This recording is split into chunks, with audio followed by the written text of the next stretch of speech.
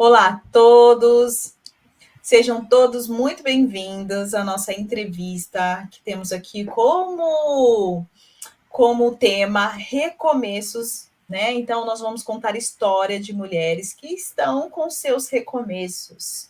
Nem sempre recomeços fáceis, nem sempre recomeços felizes.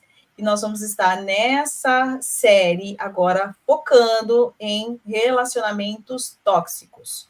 E o nosso objetivo é capacitar você, né, a espectadora, a reconhecer os sinais de um relacionamento tóxico, mesmo que você não esteja vivendo um relacionamento tóxico. Por quê? Porque às vezes a gente não consegue ajudar aquela amiga, aquela colega de trabalho, ou até mesmo dentro da sua família, sua mãe, seu pai, sua irmã, né? A gente não consegue perceber que aquela pessoa que está do nosso lado, que a gente ama tanto, ou nem tanto, mas que a gente poderia ajudar e falar: olha, você está em um relacionamento tóxico e que isso pode sim prejudicar a sua vida, a vida dos seus filhos, a sua história, a sua saúde emocional. Então, aqui, deixa eu só fechar aqui. Pronto. E a sua saúde emocional. Então, por isso, esse é o objetivo dessas entrevistas. E nós queremos agradecer essas mulheres que contam a sua história e nós podemos aprender, porque se elas passaram por isso, você não precisa passar por isso também. Você pode reconhecer este sinal, tá? E eu quero também aqui trazer que é muito importante você ouvir essa história sem julgamento. Vamos colocar o nosso julgamento lá para cima, né? Vamos ser muito razoáveis nos comentários, porque só quem realmente vive, só quem realmente está nessa história é que sabe realmente quanto é desafiador. E quando a gente está mergulhado dentro daquela realidade, como eu mesmo disse anteriormente, parece que não vai acontecer, parece que vai ter uma história feliz, parece que vai dar um jeito, e tem muita coisa, tem muitos aspectos psicológicos lá dentro. Então, durante essa entrevista, o que eu vou fazer? Eu vou tentar aqui dar uma pausa e trazer algumas reflexões para que vocês possam aprender, tá? Então, nosso objetivo aqui é aprender. Eu quero convidar vocês que estão escutando, vão escutar essa entrevista, que vocês se envolvam emocionalmente, tá? E acolham com muita empatia, tá bom? E eu gosto sempre que elas entendam da onde você vem, né? Não precisa falar que região específica, pode falar só o estado, de onde você vem, como foi a sua família, como foi a sua criação, né? Quem é você? Apresenta um pouquinho de quem é você, por favor. Eu sou do estado de São Paulo, aqui no Brasil, né? Eu venho de uma família de classe média.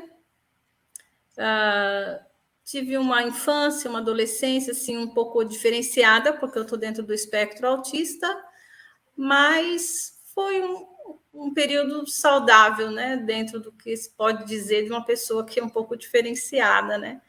Nos seus relacionamentos sociais, comunicativos e tudo, mas eu me desenvolvi bem, né?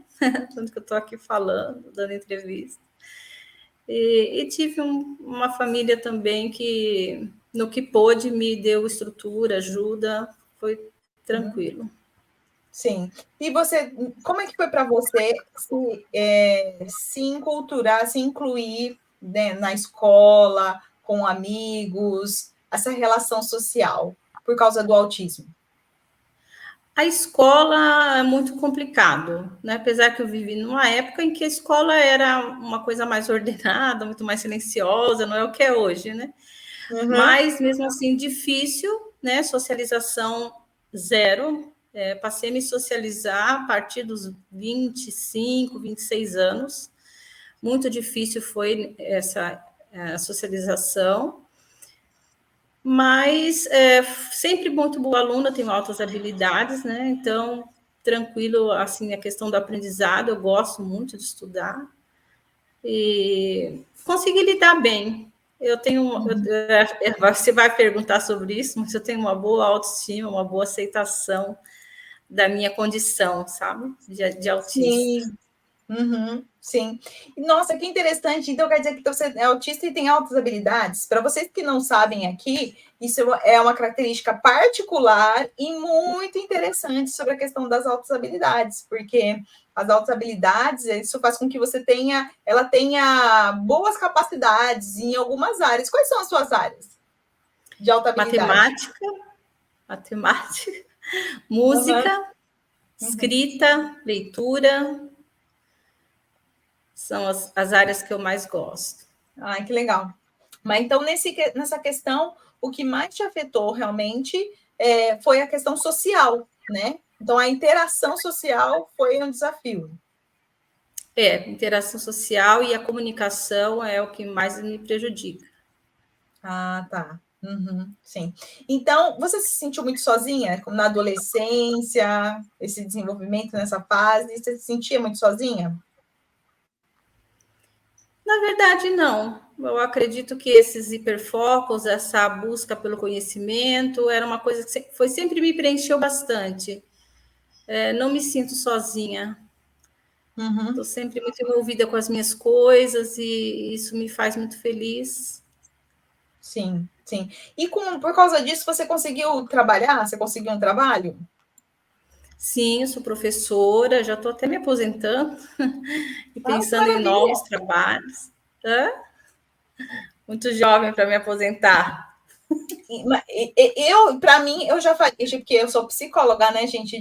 Se vocês não me conhecem, eu sou psicóloga de formação. Eu já faria um outro vídeo só para entender essa questão que ela é autista e foi professora. Só isso a gente já tem que estudar e já é fantástico, né?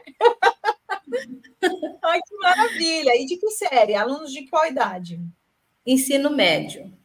Ah, ensino médio, legal, muito Ensino legal. Tá. médio, Então tá. Então você foi lá, cresceu, tinha altas habilidades, conseguiu se inserir, conseguiu trabalhar, tinha uma estabilidade familiar. Mas você já teve algum relacionamento antes desse seu relacionamento que nós vamos entrar agora? Não, ele foi a primeira pessoa da minha vida. Sim. Então agora ele foi a primeira pessoa que se despertou aí para você, né? Sim. Bom, então aqui, gente, eu peço para que ela me manda um pouquinho do roteiro da história. E aqui você falou assim: olha, eu conheci meu marido enquanto ele trabalhava de motorista de transporte escolar. Então, eu estava nesse contexto da história, né? E eu ia para o trabalho, né? E você colocou essa questão por você ser autista, você não conseguia perceber se tinha alguma intenção ou não. Não. Né? Mas ele puxou papo, como é que foi? Conta pra gente como é que foi essa relação de vocês, como iniciou? Não, eu não conversava com ele, né? Não conversava. Os alunos brincavam, né? Os alunos no transporte brincavam que ele tinha interesse, mas eu não percebo, são coisas que eu não consigo perceber até hoje, né? Se existe assim, uma paquera, um homem interessado em mim, uma coisa que eu não consigo ainda compreender. Ele foi direto, um dia ele foi direto e perguntou se eu queria casar com ele. Ah, diretamente ele já perguntou para você se eu queria casar com ele? E como é que foi? Aí eu estava com uma vontade muito grande de ser mãe. E o tempo estava se passando, eu já estava com 34 anos, né? E aí, quando ele me fez essa pergunta, me veio essa questão na cabeça, né? Ai, até essa idade sozinha, na minha condição, e nunca, né, nunca percebi que ninguém interessado em mim, e fui fazer aí uma análise estatística da vida dele, uma coisa bem matemática. Então, o que eu vi nele? Eu vi um homem honesto, trabalhador, um homem que não andava, não bebia, não usava drogas, não era um homem que assim saía com muitas mulheres, um homem pacato, um homem caseiro. Eu fui elencando essas coisas que nós consideramos assim qualidades, né, para um bom marido. Sim, E eu fui sim. percebendo tudo isso, eu já percebia, já sabia que ele tinha assim uma vida muito regrada, muito bem estruturada, uma pessoa muito tranquila. E eu pedi para ele um tempo, 15 dias, para pensar um pouco, e eu fui fazendo essa análise mais aprofundadamente e decidi que casaria. Sim. Então, você vai fazendo esse check, né? Mas aí você foi uma conversa. Ele perguntou, vocês foram num café, ele foi conversar e você foi perguntando. Foi. Não fiz tantas perguntas, porque, na verdade, eu já sabia, né, da vida dele toda. Tá. Ele da minha também, conhecia já um pouco das minhas características, porque quando eu tenho crise, eu precisava, naquela época, hoje não, já evolui bem mais. Mas quando eu tinha crise, eu precisava ser hospitalizada, ele sabia disso. Então, a gente não precisou conversar muito sobre a nossa vida. Nós sabíamos mais ou menos, né, como era a nossa rotina. Uhum. Então, mas aí você tinha falado que as pessoas já brincavam com relação a isso. Você acha que você já tinha desenvolvido um interesse? Não, eu levava isso como uma brincadeira mesmo, nunca pensei que tivesse algum interesse. Uhum. Agora eu vou fazer uma pergunta que é a nível de conhecimento mesmo, tá, gente? Quem o pessoal vai assistir, conhecimento. Nesse caso, quando entra essa oportunidade, isso surge como um hiperfoco dentro do autismo ou não? Pode ser, né? Pode ser que ele se tornou um hiperfoco na minha vida, Uhum. por eu também querer ter uma família, por eu querer ter filhos, né? Principalmente, ele pode ter se tornado um hiperfoco, sim. Sim. Como é que é a relação, como é que você, pelo fato de ser autista, como é que funciona a questão do amor? Você sente que você se apaixonou? Eu sinto que não me apaixonei. Foi uma Uhum. questão muito racional, né? E depois, sim, depois eu teve a questão da dependência, mas a paixão, o amor, eu acho que até hoje eu não conheci. Nossa, sim. Mas então depois de 15 dias você aceitou? Aceitei. Uhum. E antes disso, só para perguntar assim, teve algum um carinho, um beijo, um pegou na mão, alguma coisa desse tipo? Teve um namoro, até o dia do casamento, né? Teve um namoro. Foi agradável para mim, eu gostei, né? Foi a primeira vez que eu tive essa experiência, eu gostei, Uhum. me senti bem, eu gostei do toque dele, gostei do jeito dele, foi agradável. Sim. E ele conversava com você, ele era carinhoso, como é que foi esse processo? E quanto tempo vocês namoraram também? Namoramos 2 meses só, aí chegou a certidão de casamento, de nascimento dele, e nós já casamos. Tá. E você chegou a conhecer a família, algum parente dele? Isso também estava dentro da minha análise, conhecer a família, saber se eram pessoas de boa índole, conheci pessoas ótimas, os pais dele, nossa, um amor de pessoa, os irmãos, analisei muito isso, a questão da união da família, da criação, se tinham algum vício que poderia vir na genética dos meus filhos, tudo isso eu fiquei. Sério, até isso, gente, uma questão da genética. Até isso eu fiquei pensando, né? O que pode vir dessa família para os meus filhos. E Uhum. tudo era muito bom, a família dele até hoje, muito minha amiga. Sim. É assim, ele tinha 43 anos, né, na altura. É. Não tinha diferença de idade. Por que ele não tinha casado até aquele momento? Você sabe? Bom, ele diz que, né, que o motivo até de ter gostado de mim, não ter casado até aquele momento, é porque ele não via, ele queria uma mulher mais ou menos nos moldes do que era a mãe dele, uma mulher séria, uma mulher mais recatada, uma mulher que não fosse assim de muita conversa, com muitas amizades, que saísse muito. Ele queria uma mulher mais caseira, e aí ele não achava isso, né? E em Uhum. mim ele viu tudo isso. Uhum. Olha só que interessante, gente. É por isso que a gente faz essas perguntas, porque aí a gente extrai as características valiosas. Isso daqui já diz muito, né, sobre ele, né, nesse caso, para ajudar essas mulheres a analisar. Quem é essa mulher que fala pouco, que tem poucas amizades, que é mais como a mãe, que é mais conservadora? Então, ele está pegando um padrão conservador, né? Ele está pegando a mãe, né? Mas a gente, se você vê a característica dela e ela assemelha a mãe, então é um padrão mais conservador. Então, ele já quer uma mulher que seja mais fácil de controlar. Ele não vai pegar uma mulher que é para frente, que dá show por qualquer coisa, que ele sabe que vai ser difícil de controlar e de dominar. Ele vai procurar uma pessoa, uma mulher desse perfil. Então, que já é um sinal muito interessante para a gente poder falar aqui. E aí, é interessante, porque essas características que você trouxe agora, mas eu estou vendo aqui, que eu tenho um roteirinho que eu sigo aqui, que aqui você está falando assim, no começo ele te tratava bem, né? Ele era carinhoso, conversava. Isso, para mim era um tratar bem, né? Muito carinhoso, ele conversava comigo, ele me ajudou em muita coisa, assim, me ensinou bastante coisa. da vida, dos relacionamentos sociais. Essa parte foi muito produtiva, sabe? Eu gostava muito, porque eu aprendi bastante com ele, até mais com algumas terapias. Uhum. Então, esse início foi muito bom. Aí planejamos gravidez, também foi muito gostoso, que era o que mais queria, né? Sim. Então, nesse tempo todo, ele não mostrou nenhum sinal de agressividade no falar.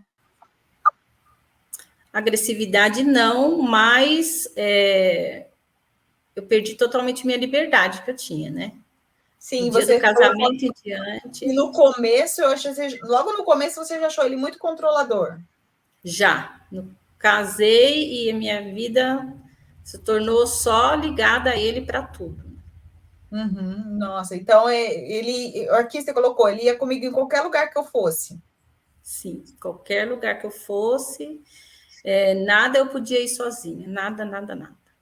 Mas ele Uhum. colocava isso como uma coisa assim, de estar sempre junto, é romântico, é começo de casamento. Para que você vai sozinha se eu posso ir com você?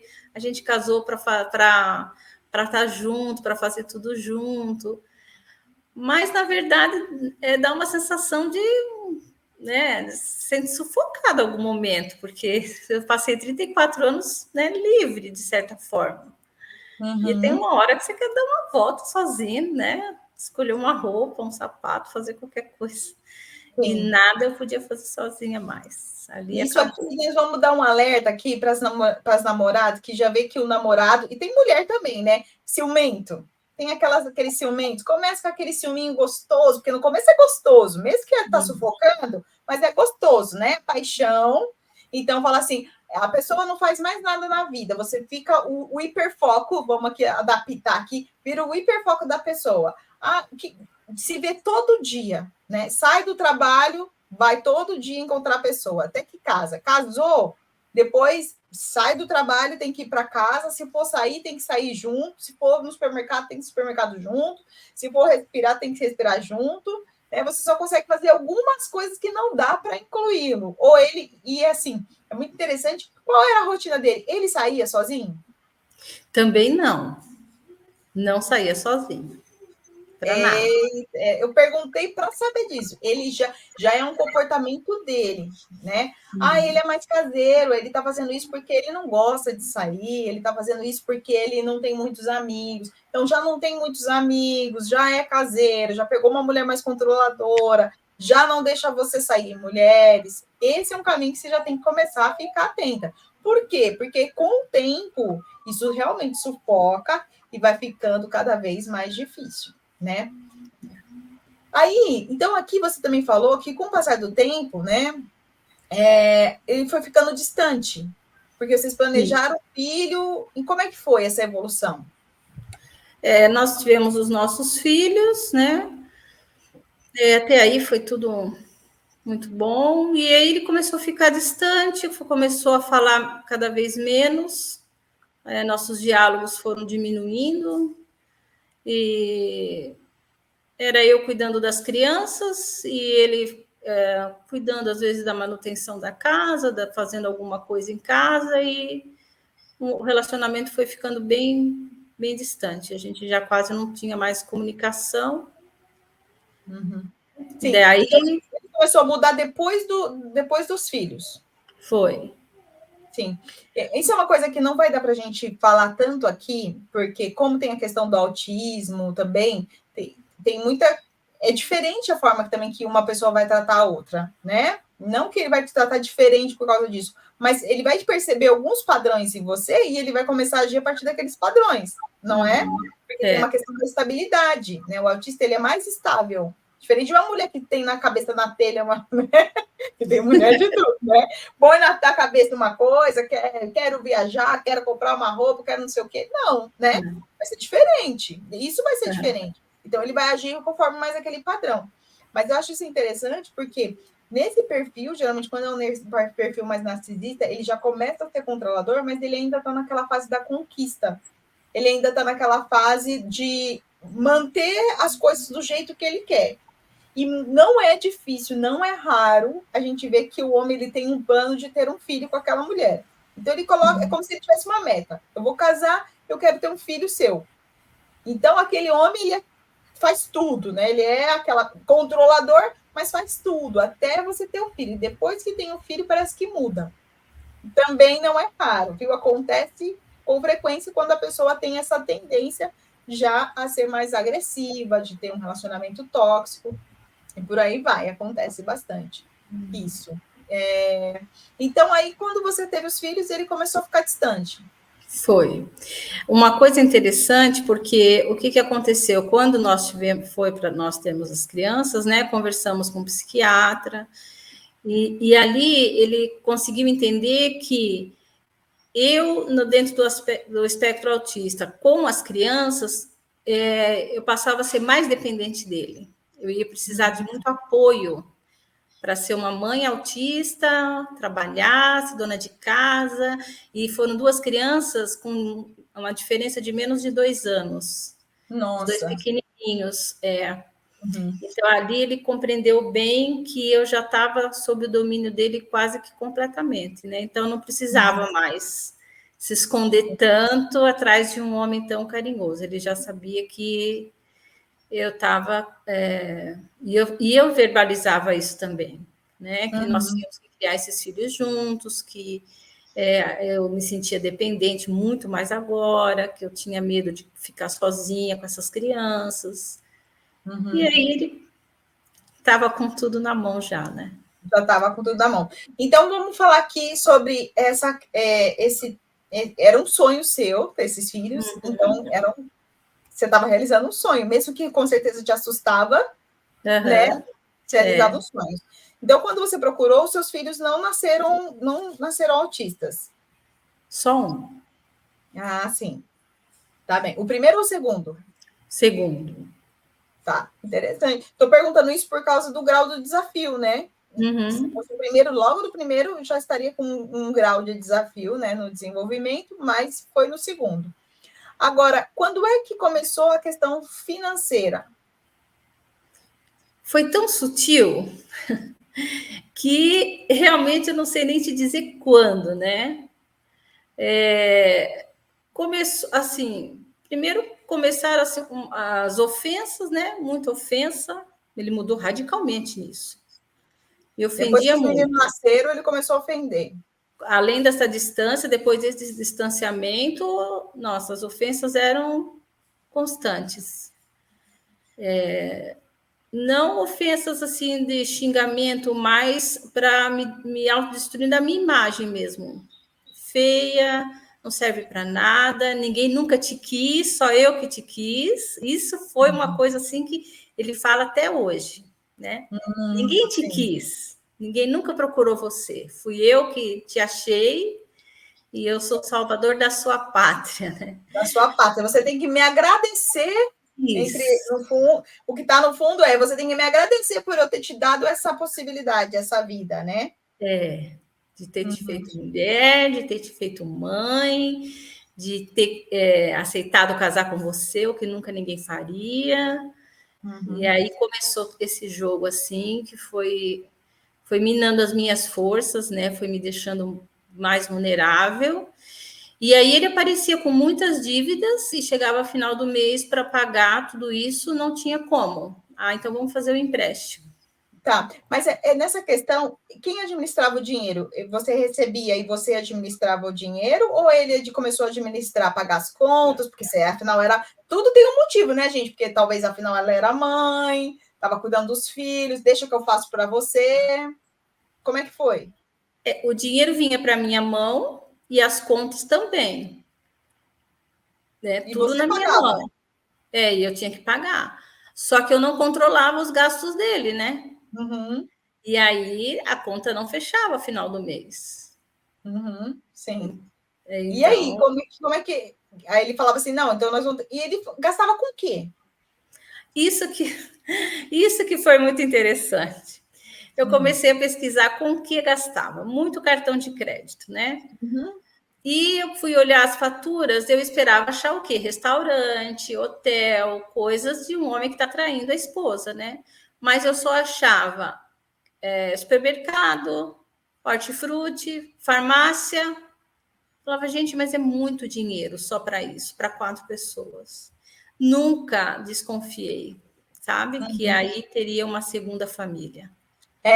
Já estava isso aqui, ó, na minha boca. Não tinha uma segunda família aí, não? Você descobriu depois que teve uma segunda família? Depois ele me contou. E aí eu Gente. estava muito endividada, muito mesmo. Sim. Com Ele meu trabalhava? salário, Nessa altura ele trabalhava ainda? trabalhava. Uhum. Gente, nesse ponto aqui que vocês estão ouvindo, eu acho que é muito interessante de falar, porque às vezes a dependência não, a violência não vem só verbal, nesse caso que estava nessa altura, não vem só verbal, ela também vem financeira. Então, tem casos que a mulher fica dependente financeira do homem, e isso é um dos motivos para desvalorização, e um dos motivos para que o homem possa realmente manipular e ter você ali presa. Mas existem casos que o homem tendo uma mulher que tem estabilidade financeira, ele quer que a mulher continue tendo estabilidade financeira para pagar as contas dele. E aí que você começa a adquirir dívidas. Então você também fica presa a esse relacionamento por causa das dívidas. Porque tem, nesse caso, eu não sei, nesse caso nós vamos perguntar para ela, nós vamos descobrir, mas às vezes a pessoa fala, não, nós vamos junto resolver, não, eu vou dar um jeito, eu vou arranjar um emprego, ou eu vou pegar um empréstimo, e aí nós vamos resolver, e você vai adquirindo essa dívida. Também, eu não sei se aconteceu isso aqui com você, mas é muito comum, às vezes, o homem, ele é um provedor, só que ele tem gastos muito altos. Então, ele mesmo faz os empréstimos. Só que aí vocês precisam, para fazer o empréstimo, colocar a casa de vocês. Colocar a casa de vocês para o empréstimo. E você também tem que assinar, porque você também teria direito à casa. Então, só que se vocês se separarem, você também vai ter direito à dívida. E a mulher fica ali presa naquele relacionamento. Por quê? Porque ele gasta muito. Se fosse você, você não gastaria, porque você tem ordenado baixo, ele tem ordenado alto. E você ali fica com o seu dinheirinho só para pagar todas as despesas, que não dá o suficiente, e ele gastando mais, e você adquirir uma grande dívida. Então, isso também acontece muito, tá, gente? Então, por que eu tiro muito isso? Que a gente está começando agora essas entrevistas, porque eu trabalho há 12 anos, gente, na área da psicologia, atendendo mulheres, né? Depois, nos últimos 6 anos, mais específico, na área de relacionamento, mas atendendo mulheres. Então, essas histórias acontecem mesmo. Mas então, vamos deixar essa coisa que você jamais imaginava que era para uma família ali mais para frente. Mas você, vou ter que perguntar agora, não vou deixar mais para frente. Mas você sabe quanto tempo que ele estava com você e ele já tinha essa família? Não, não tenho ideia. Tá, você não Porque já sabe. nessa altura, desculpa, Lucy, nessa altura, o que acontecia? Já não tinha mais saídas, né? Eu não saía mais. Sim. Só ele com as crianças. Então você parou de trabalhar? Não, só ia trabalhar, era o único Voltar. lugar que eu ia. E ele ia no meu serviço ainda na metade do expediente, às vezes com a desculpa de levar um lanche, eu vim trazer uma fruta para você, e ele ainda ia lá quase que todos os dias, na metade do expediente, para, não sei, para olhar o que ele ia fazer lá. Isso daí é para mostrar para você, psicologicamente, isso é para ter um efeito emocional, psicologicamente, que você estava no controle dele. Até para garantir também se você estava contando para alguém o que vocês estavam passando. Porque lá ele consegue saber, com a maneira que as pessoas vão tratá-lo, ele vai saber. Entendi. Se tiver tá tudo bem, todo mundo tratando ele maravilhoso, ai, ó, fulano de tal, tudo bem? Ela não falou nada, tá tudo pelo controle. E sem falar que você sabe que determinada hora ele pode chegar, a qualquer momento ele pode chegar lá. Então, você tira ainda mais o efeito psicológico, né, que você está livre, né? Gera uma dependência emocional ainda maior. Nossa, nem tinha necessidade, olha, pensa, a pessoa vai ficando tão incisiva em ter o controle mesmo, em manipular aquela pessoa, que ela chega a esse ponto. Então, ele começou... agora eu vou te perguntar uma outra questão. Mesmo você sendo autista, você, com pouco relacionamento, tinha alguém que você falava sobre o seu relacionamento, uma amizade, alguma coisa?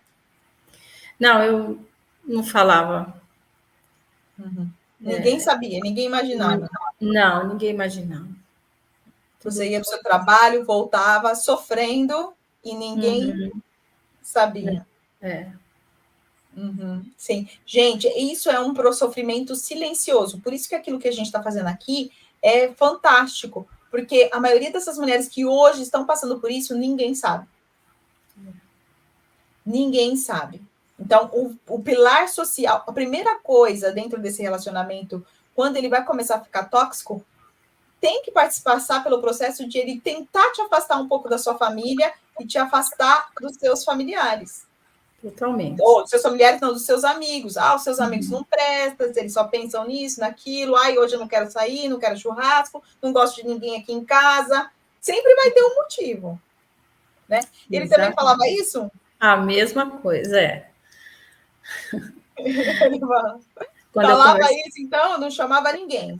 E a sua família? E como é que nessa altura, como é que estava a relação de vocês com a sua família? Você podia visitar a sua família? Então, minha família, ela entende pouco do comportamento autista, né? Então, muitas vezes, o relacionamento não era tão bom. Mas a gente convivia. Só que ele falava assim para mim, essas coisas que sua mãe, suas irmãs falam são para te ofender, você não entende, você não está compreendendo que elas estão te ofendendo, elas estão te maltratando. E aí, aos poucos, ele foi me afastando, né, da família. Algumas pessoas com quem eu falava também, ele ficava muito irritado, muito nervoso, vamos embora, vamos sair daqui. Se eu encontrasse alguém, começasse a conversar. Então, sempre no sentido de me afastar, né? A gente dá aula e acaba fazendo muita amizade, conhecendo muita gente, né? Então, eu tenho um certo carisma com as crianças, com os adolescentes. E ele não gostava nada disso, né? Ele tentava evitar ao máximo que eu parasse para falar, fizesse amizades, ou fosse na casa de alguém, ou alguém na minha casa. Na minha casa, com ele junto até sim, mas nunca sozinho. Sim, gente, então fiquem atenta. Então, não gosta de receber ninguém em casa, não sai para. Às vezes a pessoa não gosta mesmo de receber, mas então vamos marcar no restaurante, né? Vamos marcar no restaurante, vamos marcar num jantar, numa sexta-noite, em algum lugar, né? Não gosta da sua mãe, não gosta do seu pai, ele é muito assim, muito assado, mas assim, não casou com a família, né? Quando a gente casa, a gente também casa com a família, né?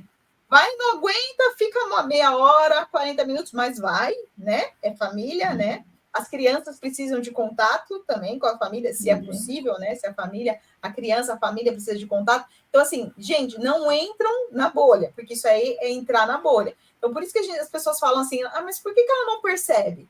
Por quê? Porque é uma pessoa falando na sua cabeça, ali, todos os dias, colocando coisas na sua cabeça e você não está com nenhum ponto de visão diferente.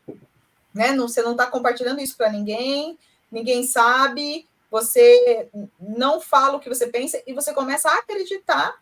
Isso chegou ao ponto de você começar a acreditar no que ele falava? Antes das agressões verbais, eu acreditava nele.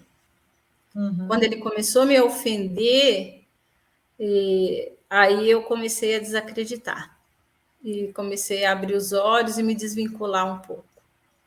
Eu vou dar uma antecipada aqui, que eu percebo que, como você é muito inteligente, você tem alta habilidade, então a sua conexão primária ela não é emocional, né? Ela é racional. É racional, Então, isso é uma das coisas que fez ela fazer essa conexão rápido. Olha que interessante ela ter falado assim, depois que ele começou a me maltratar, me xingar, eu comecei a desconfiar dele. Tem gente que não, ele me xinga e ele é uma boa pessoa, né? Ele me ama, ele fez isso porque ele estava nervoso, ele fez isso porque ele estava cansado, ele fez isso porque ele estava ansioso, né? Porque a pessoa se conecta com o emocional. Como você tem altas habilidades e a sua conexão é racional primeiro, foi pela lógica, né? Se ele me amasse, né? Não faria isso. Não faria isso, foi pela lógica. E não, olhe como razão pode nos ajudar, principalmente nesse caso. Né? Me parece pouco, mas não é. Não parece que... Porque as mulheres ficam acreditando, ou a pessoa está lá batendo nela, e ela acredita, porque muitas pessoas, às vezes, a pessoa agride e depois chora pedindo perdão. Então, fala, ele se arrependeu, ele gosta de mim, né? Mas a razão, vamos supor, se é uma pessoa que usa mais a razão, ela vai falar assim, não, se ela gostasse de mim, isso não é uma atitude de quem ama.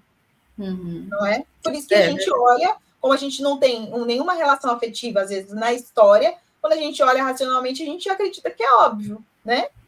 Mas quem está na relação, não, né? Então, olha só que interessante. Aqui, gente, você já está ajudando muitas mulheres, só contando aqui essa parte dessa história. Está ajudando muitas mulheres.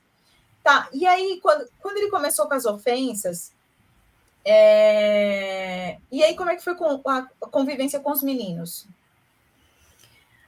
Os meninos começaram a ficar revoltados com ele, lógico, né? Porque mãe, e eles são muito cuidadosos comigo, muito amorosos, e nós temos uma relação de muito diálogo, muito companheirismo. Ficamos o dia inteiro junto, que eu trabalho no período noturno, justamente para passar o dia com eles, para acompanhar a atividade de escola, que eu amo tudo isso, né? Atividade de música. Então, nós temos um relacionamento muito próximo. E aí, os meninos começaram a ficar muito revoltados, né? Ficaram contra ele. Sim, sim. E aí, só para as pessoas também, eu sei que seja uma parte difícil, mas pode falar como é que chegou essa evolução? Como é que ele te tratava? Como é que o que ele falava para você? É sempre isso, né? Sou feia, mal arrumada, desajeitada, uma mulher que não desperta interesse em ninguém, né? Por que eu cheguei aos 34 anos e nunca tive um namorado? Porque, claro, quem ia me querer? Uma mulher sem graça nenhuma. E se eu deixasse ele também, eu ia morrer sozinha, ninguém nunca vai ficar comigo, né? Não sou uma pessoa interessante para nada. Sempre a conversa era sempre essa, e essa questão também de sair com as crianças e me deixar sozinha também foi minando muito as minhas forças, sabe? Me deprimia muito isso. Eu não poder estar junto com meus filhos nos horários de lazer, né? Sim, o que ele fazia? Conta para mim um relato que foi marcante para você, se você puder, né? Que você poderia sair com as crianças e ele não foi, ele não deixou. Não tem um relato, era todas as vezes. Todas as vezes. Chegou uma hora assim, agora é o horário que são 2 meninos, né? Agora é o momento dos homens. Começou com essa conversa. Esse momento dos homens se tornou frequente. Todos os finais de semana era final de semana de passeio de homem, é coisa de homem. Mulher não se envolve nas nossas coisas, né? Tá. Ele chegou a fazer um aniversário, uma festa de aniversário de homem. Não acredito. Que não pôde vir as amiguinhas, eu não pude participar. Não acredito. A festa de aniversário dos seus filhos era de homens e a mãe não podia participar. Não, eu não pude cantar parabéns, eu não pude participar, era festa de homem. Nossa. Esse dia do aniversário... Foi quem assim. A mãe sabe. Destruiu bastante, Nossa, sim. E aí eu quero, para chegar nessa parte que ele começou a utilizar dos seus gatilhos, eu queria que você me falasse quais eram os seus gatilhos. Isso também vai ajudar outras pessoas. Mudar as coisas da casa de lugar, trocar os móveis de lugar, ou trazer algum enfeite novo para casa. Querer que eu vá em algum lugar sem que isso esteja dentro da minha rotina. Eu tenho que ter uma rotina bem organizada, ela tem que ser respeitada. Né? Desmarcar alguma coisa também é ruim, uma coisa que já estava agendada e de repente falar, não vou porque não quero ir, sem motivo. Na fala ele me provocava muito porque aí ele usava todas essas coisas que eu não entendo, coisas que estão nas entrelinhas da conversa, que ele queria que eu estivesse entendendo, eu não conseguia, comparações, figuras de linguagem. Sim. Aí ele dizia assim, você é tão estudada, você estudou tanto, e você não está entendendo o que eu estou falando? Eu falava, eu não estou entendendo nada do que você está falando. E ele insistia com isso de uma forma muito cínica, sabe? Sim, muito sofrido, que é desgastante emocionalmente isso. Isso é o que mais me desgasta, às vezes até evito de conversar com algumas pessoas, porque se eu não entendo, eu fico muito angustiada. Se eu não estou entendendo a conversa. E isso é um ponto fraco meu mesmo. Então, tem que ter uma conversa clara, objetiva comigo, sempre de forma sem nenhum tipo de comparação ou de colocação, nem uma expressão facial também. As expressões faciais me deixam muito angustiada, que eu não sei o que quer dizer. Sim. E isso eu vou ficando muito nervosa. E aí as conversas com ele era sempre assim. Isso ele sabia que rapidamente ele me tirava do controle. E quando você entrava em crise, você chegou a mencionar que nessa altura você ainda precisava ir para o hospital? Nessa altura já não, ele não me levava para o hospital, né? Lógico que não, né? Aí ele já me dava medicação em casa mesmo, que ele já tinha pedido para a psiquiatra, uma medicação que ele pudesse ministrar em casa, ele me dava numa dosagem mais alta, e aí eu passava 1 dia, 2 dias dormindo, acordava muito pouco e ficava assim dormindo por dias. E ele com as crianças. Mas isso aconteceu quando ele me contou que ele estava me traindo e eu disse que não seria mais esposa dele. Ah, é? Numa briga, ele acabou contando que estava te traindo.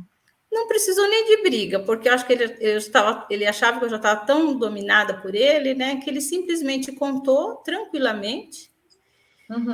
Eu também tranquilamente escutei, falei, tudo bem, né, uma opção sua, só que você pode ir embora, né? Nosso casamento rompeu aqui. Ele falou, não.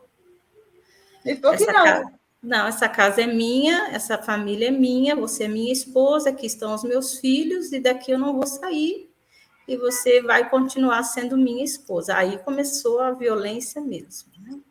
Sério, então ele queria que você aceitasse já, porque você chegou a cobrá-lo alguma vez sobre esses valores, perguntá-lo sobre esses valores de comida, que eram muito altos, empréstimos? Eu perguntava e ele dizia que era da casa mesmo, que era despesa nossa mesmo. E quando como é que você se sentiu quando ele falou que tinha uma outra família? Na verdade, como eu já estava cansada, né? Eu falei, agora é a hora, né? Sim. Eu fiquei vou dizer que fiquei com medo, sim, fiquei assustada na hora. Falei, agora é a hora, chegou um momento que acabou, não tem como continuar, eu não vou aceitar Já aceitei muita coisa e agora é o fim mesmo. E fazia quanto tempo que eles estavam casados? 13 anos. 13 anos aguentando tudo isso. Eu fiquei com medo, bateu aquele medo assim muito forte de falar, pensei na hora. E agora, sozinha, eu e essas crianças, né? Que era o que ele sempre falava, e eu também já tinha esse medo. E numa situação financeira complicada. Mas eu falei assim, não, daqui não vai. Acabou aqui mesmo. Sim. E ele ajudava a pagar as contas? Ele me dava, o pagamento dele ele me dava. Né? Mas essas dívidas que ele fez, não. Isso ficou tudo comigo. Sim, ficou no seu cartão de crédito. Ficou, meus cartões de crédito ficaram, os empréstimos ficaram, né? Agora tá tudo na justiça para partilha, né? Nossa, estava tudo seu nome e agora você está tentando dividir. Porque ele fala que não é dele, né? Tem essa questão, né? Que ele pode. Tá no meu nome, a dívida é do casal. A dívida do casal, mas ele ainda pode tentar recorrer, né? Porque tem essa questão, né? Não que ele vai ganhar, mas espero, né? Né? Mas que assim não é só isso, né? Tem todo o estresse, porque às vezes a mulher pode pensar assim: eu dou meu cartão, se ele não quiser pagar, depois eu processo ele. Mas não é simples assim. Não é simples assim, né? Porque tem gente que acha que é tudo fácil, até que você tenha que recorrer na justiça. Né? Bem complicado. Então, aí ele falou, então ele nessa fase, quando começou a briga insuportável, então ele começou a evoluir, tanto nas brigas, chegou a ter violência física? Contra mim, não, só as crianças. Ah, é? Porque quando ele viu que essa tática de me deixar descontrolada, me dopar, me manter trancada, eu não ia voltar atrás para voltar a ser esposa dele, ele falou, então agora eu vou judiar dos seus filhos. Ele chegou a falar claramente para você? Claramente. Dos seus filhos? Então você acha que ele não tinha amor pelas crianças? Hoje eu vejo claramente que não. Aí ele começou a judiar das crianças. E assim, depois de alguns momentos de agressão, teve uma que foi mais intensa. Eu tive a ajuda de um conselheiro tutelar, amigo da família, que veio até aqui no horário que ele não estava, né? E falou para mim, ó, ou você vai, ou você vai perder as crianças. Sim, porque se a mãe não entrar com alguma atitude, ela vai ser cúmplice. E ela perde as crianças. Foi nessa hora que eu falei, agora não tem para onde eu correr, né? Eu tenho que fazer essa denúncia de qualquer jeito. Aí eu fui e fiz. Fui na delegacia. E antes disso, que já estava muito insuportável, você falou, é agora, é a hora, mas você... Como é que passava ali na sua cabeça? Você falava assim, eu sei que geralmente passa, estou perguntando isso, que é assim, como que eu vou fazer? A pessoa não sabe como, ela não vê uma saída, né? A pessoa, quando ela está nessa situação, a mulher, ela não vê uma saída. Como é que você lidava com isso? O que passava na sua cabeça assim, como eu vou sair? Porque eu sei que essa é a grande pergunta que, quando vai ficando insuportável, você vai fazendo para você mesmo, né? As mulheres costumam fazer. E como é que era? O que você ficava pensando? Eu ficava pensando assim, como eu sair disso, mas eu não tinha noção do que eu precisava de ajuda. Isso é fundamental. Eu não tinha noção do que eu ia fazer, de como que eu ia fazer para tirar ele daqui de dentro de casa, né? Eu não tinha uma ideia clara do que fazer. Então, essa pessoa que chegou foi um anjo. Assim. Olhou para mim e disse: tem que ser hoje, tem que ser agora, você vai perder seus filhos. Aí eu falei, então. Sim, então é agora. Então, eu sempre pergunto assim, qual é o momento do basta, né? Porque, assim, sempre teve vários momentos, né? Sempre teve vários momentos. Mas existe um momento que é aquele momento que a mulher fala, tem que ser agora, é agora, né? Que é como se ela realmente visse que não tem como voltar atrás. E por que eu quero trazer esse ponto para vocês? Porque geralmente as mulheres, elas só dão um basta quando toca nos filhos. E esse não deve ser o primeiro, não o seu, né? Mas o primeiro sinal de alerta de uma mulher. Porque essa criança, eu sei que vocês não são culpadas disso, mas elas já estavam em sofrimento há muito tempo. E você está em sofrimento há muito tempo. Então, o que eu quero falar aqui para vocês mulheres, não espere esse momento do basta quando você vê culminante o sofrimento do filho. Porque existem momentos, sinais antes, e você precisa encontrar força agora, né? E eu estou falando para quem vai ouvir esse vídeo e vai falar assim: olha, não espere esse momento do basta, do grande basta, porque ele vai chegar. Só que depois você já vai ter sofrido tanto, né? Vai ser tão sofrido, né? Poderia ser antes, mas eu acho que você também falou uma coisa que é muito importante: você precisava de ajuda. Né? Precisava. E as mulheres, você precisa, mulher, se você está ouvindo hoje, está em dúvida, você precisa de ajuda. Precisa de ajuda. Mesmo que você não esteja nesse extremo, você precisa de ajuda. Por quê? Porque essa mulher, ela sempre vai pensar que ela pode aguentar um pouco mais, ou algumas mulheres acham que vai conseguir reverter, ou que vai esperar um melhor momento. E pode ser que você não tenha esse melhor momento, né? Sem falar que tem todas as questões da dependência emocional. Sem falar que é muito vergonhoso, né? Contar, às vezes, para a família vai ser vergonhoso, às vezes você não vai ter o apoio da família, mas sempre vai ter um anjo. O que eu posso dizer na minha experiência, sempre vai ter um anjo. Aquela amiga que você não esperava, aquela pessoa do seu trabalho, uma pessoa que te vê passando alguém na rua, porque alguém já está vendo. Só está esperando você ouvir, falar assim, me ajuda. acredite, você pode pensar que não, mas já tem pessoas vendo só querendo ouvir você, me ajuda, né? Porque ainda tem muito desse contexto de que briga de marido e mulher não se mete a colher, né? Realmente, né? É uma questão muito delicada, mas se você falar, não, me ajuda, e tem muitas mulheres que também têm muito medo da pressão, porque se você fala para alguém, a pessoa vai falar assim, sai daí, e aí você ainda não se sente preparada. Então, essa pressão de aí ela vai ter que aguentar duas pressões de uma outra pessoa falando que ela deve sair e daquele parceiro.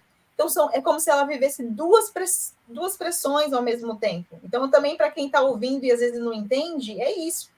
Porque ela se sente, às vezes, cobrada. Nossa, agora eu tenho que resolver essa situação e ainda não estou preparada. E o outro fala, não, até quando você vai ficar aí? Você tem que sair. Ela está tentando ajudar. Então, você tem que olhar para ela e falar assim, não, eu não vou ter medo de pedir ajuda e eu vou aceitar. Eu vou aceitar que ela fale que eu tenho que mudar, porque é isso que eu preciso ouvir. Eu só não consigo fazer, mas é isso que eu preciso ouvir, né? E muitas vezes a pessoa não quer ter que ter essa segunda pressão da mudança, então ela também evita de falar, tá?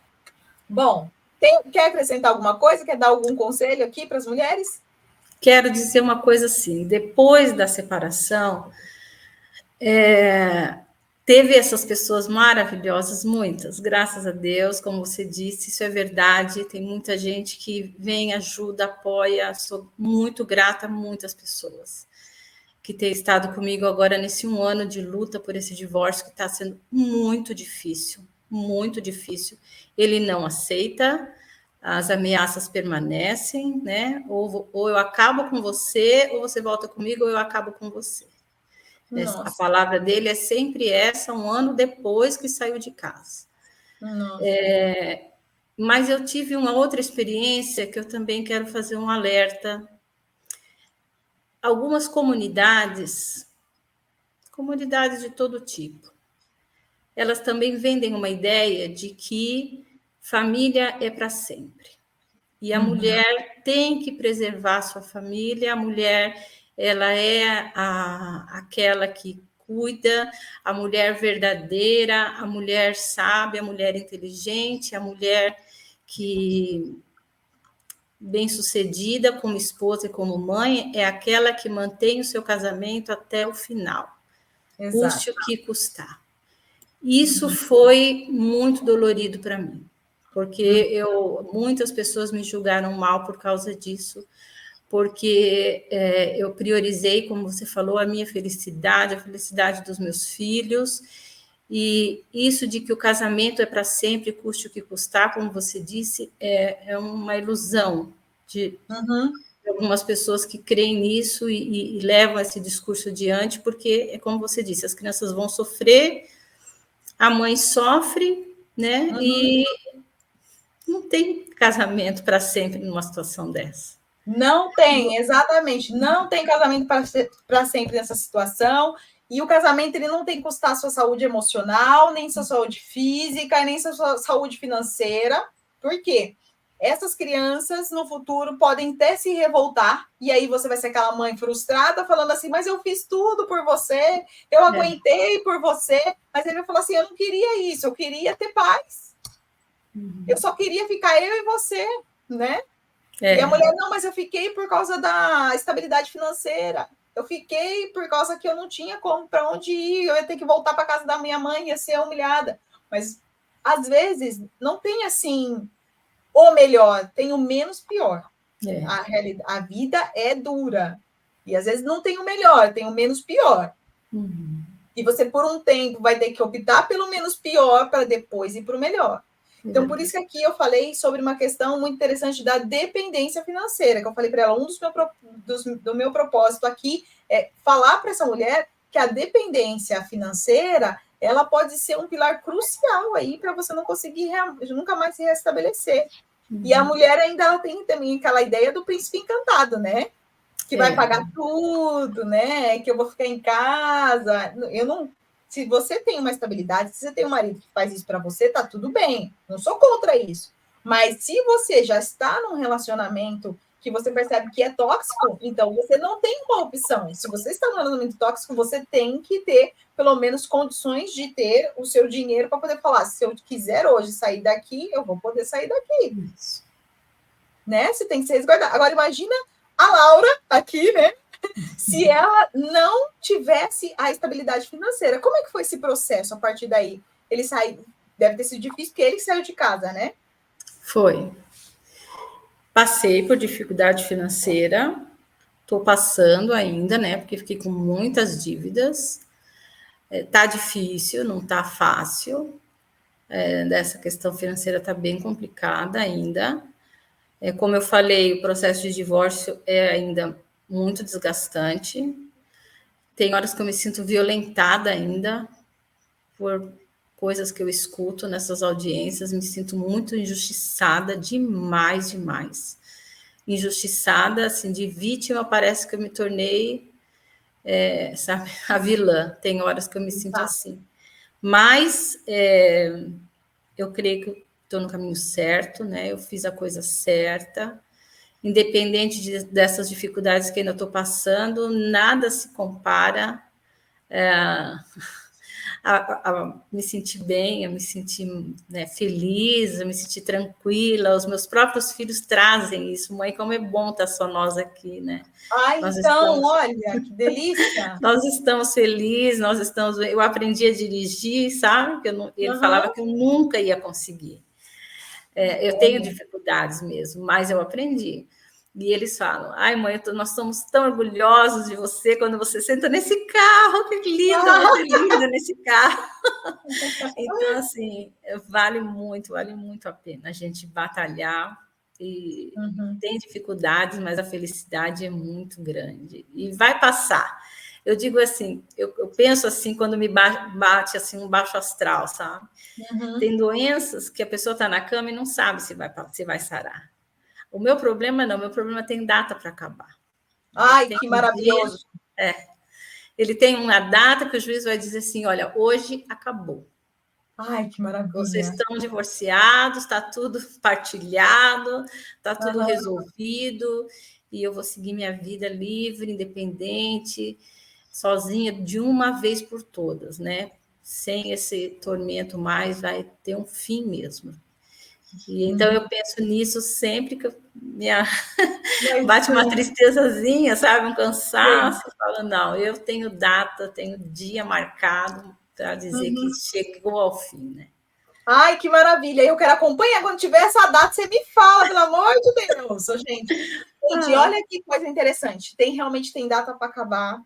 É um processo, não é um processo... Acabou, né? De uma hora para outra. Tem um processo que ela está em luta. A gente acabou nem entrando aqui que ela tem medida protetiva, para vocês terem noção, né? Ela sofre aí com um processo também, né, de divórcio, que ele entrou aí com uma confusão total, né? Tem essas dívidas, gente, que não é fácil para uma pessoa que trabalha, honesta, ter que lidar com tudo isso enquanto não consegue se resolver isso na justiça.